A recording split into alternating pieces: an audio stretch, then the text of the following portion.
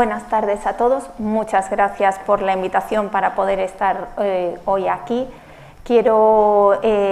felicitar a todo el grupo de trabajo que sé que ha estado colaborando duramente desde hace un tiempo y felicitarlos fundamentalmente por el trabajo que finalmente habéis conseguido. Bueno,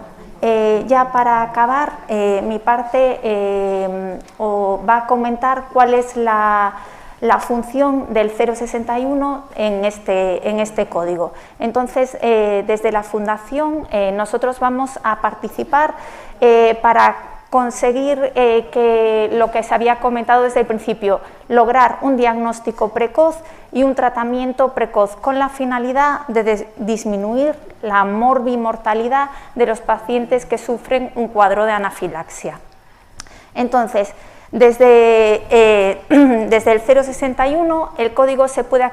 activar o bien por el paciente o su entorno, que llama a la central de coordinación explicando unos síntomas, o bien desde un recurso asistencial que está atendiendo a un paciente y también por la clínica sospecha que puede haber un código anafilaxia. Por otra parte, puede ocurrir, como nos han comentado antes, que en un servicio de atención primaria estén atendiendo a un paciente con una clínica compatible con anafilaxia, inicien el tratamiento y en ese momento nos llamen para solicitar un recurso para trasladarlo a otro nivel asistencial.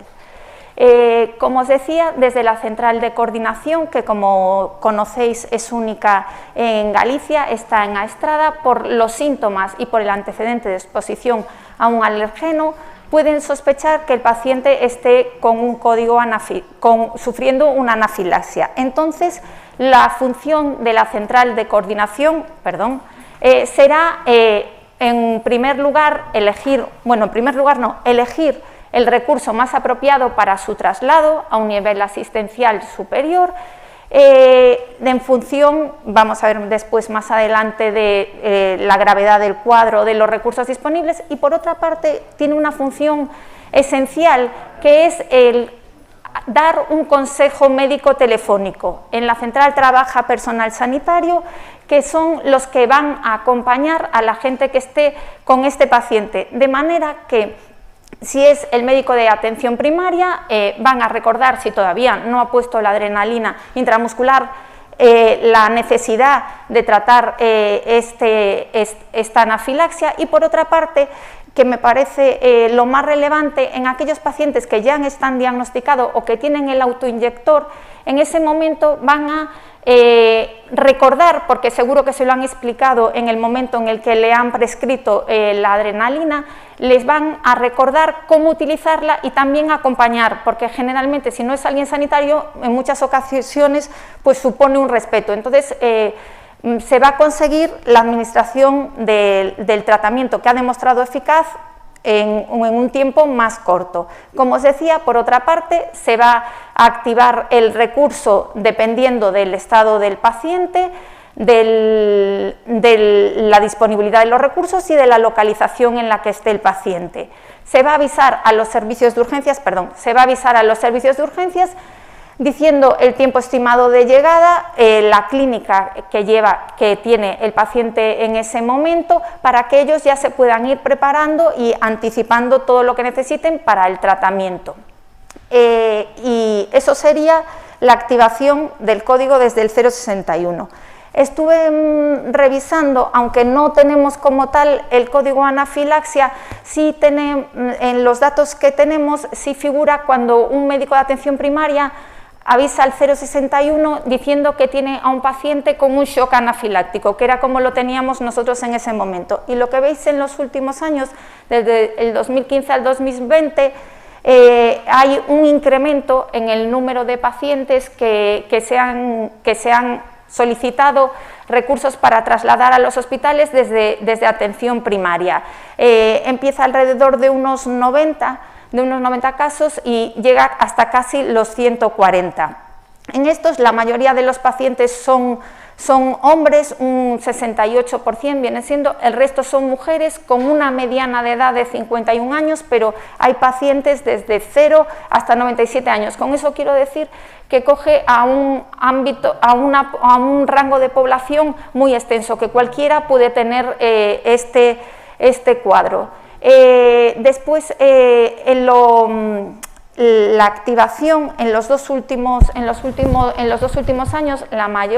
la mayoría de las veces se produce desde primaria. Los pacientes